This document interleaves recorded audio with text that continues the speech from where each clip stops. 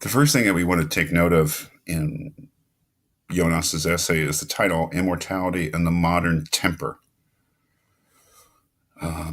Jonas is not arguing that, in some respect, modern philosophy, modern science, modern thought has refuted the notion of personal immortality or survival of death, that it has somehow proved that all the arguments for it are invalid, or that it's scientifically impossible, or that it's philosophically unlikely. Maybe all of those things some people believe, but Jonas simply says it's not part of our modern temper, our modern temperament. Temperament is something that is really about your character and what seems right to you, or what fits, or what you can go along with. And he seems to be saying in the beginning that the idea of immortality just seems very extravagant to the modern ear, that it's hard to join in that belief, that it just doesn't fit with our temperament, with our way of living and thinking and feeling as a whole. So he says in the very beginning, in the following reflections, I shall start from what I consider an undeniable fact, namely that the modern temper is uncongenial to the idea of immortality. It's not that the modern mind has dismissed it as being on some intellectual level. It just doesn't feel right. The modern temperament, the modern way of thinking and doing is uncongenial, inhospitable to the idea of immortality. He continues, it is that over and above the objections which the modern intellect entertains against it on theoretical grounds. These, which for brevity I will simply grant en bloc, are by themselves indecisive. As transcendental, I mean, this is a metaphysical question we're talking about here, whether we can survive death. As transcendental, the object of the idea, immortality itself, is beyond proof or disproof. It is not an object of knowledge, but the idea of it is. And so he wants to focus on the idea rather than the idea we have of immortality,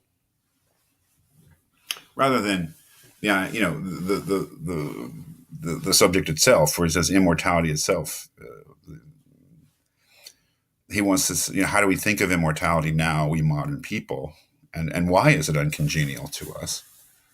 Why do we, according to him, I mean, this is obviously a generalization from his own point of view. It may be that many modern people are not uncongenial in their thinking to immortality, but he's assuming his sort of own take on how modern people think, that modern ways of thinking are inhospitable or uncongenial to immortality. He's asking, why is that so? Why do we modern people, again, according to him, find ourselves, we find the idea of immortality implausible, or we just can't sort of accept it?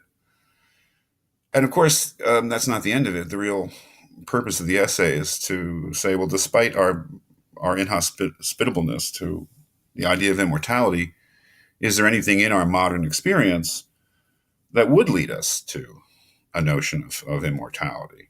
That is, he gives his reasons for us thinking that immortality is not something that is very important or interesting or plausible or something that we could get behind, but then to find within modern experience something, some element of our experience that would clue us into the idea of what he calls the eternal,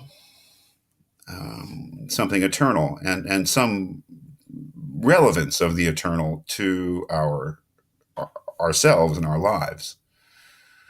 And that's really the heart of the essay, is him finding that space within our experience that would put us in touch with something like the eternal, or give us a notion that ourselves, or what he calls our deeds, have an eternal importance, that something that would go beyond the human limitations of our lives, the significance of what we do. And of course, he does find that, and that's really the heart of the essay.